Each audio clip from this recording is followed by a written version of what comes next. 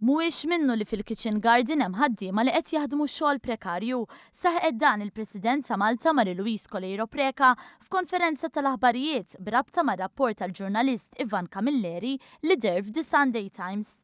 Rapport bit-titlu Kitchen Garden Staff's Precarious Contracts u li fi kliem il-President ta' Malta la jirrifletti informazzjoni korretta u lanqas jeduka jew jipprova jgħin fis-sitwazzjoni. Artiklu li skont il-President inbena fuq il-kieku u mhux fuq il-fatti u li ma jinkludix risposta li l-uffiċċju tal-President kien bat lill-ġurnalist ikkonċernat. Fil-waqt li qalet li ma xtaqitx tasal għal dan il-punt fil-presidenza tagħha, il-President esprimiet id-diżappunt tagħha għal attakk magħmul biex ikisser il-kredibilità u l-integrità tagħha. Hija stqarret li l-artiklu juri li l-ġurnalist li kitbu ma jafx x'inhu xogħol prekarju.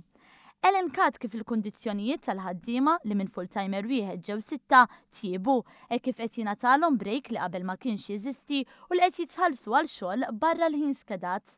Barra minn hekk qalet ukoll li hemm min jaħdem pinijiet flessibbli skont iċ-ċirkustanzi bħal single mothers li jkunu jridu jlaħqu mal-familja.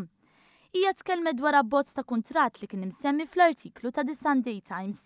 Saħqet li dan ma kienx skont il-liġi u fil-fatt qatt ma ġie ffirmat u qatt ma daħal fis-seħħ. Żiedet tgħid li l-kuntratt ma ċċettatux u ħadet passi b'mod intern. Fissret ukoll kif il-pagi ma tnaqsux u li tul dawn l-aħħar sentejn fil-presidenza tagħha hija ħadet passi konkreti biex titjib is-sitwazzjoni, anke permezz ta' 9 laqat mal-istess ħaddiema.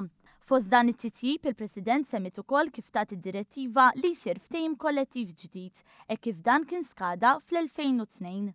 Fakret ukoll li l-Kitchen Garden irrendi qlieħ li jmur għal Malta Community Chest Fund.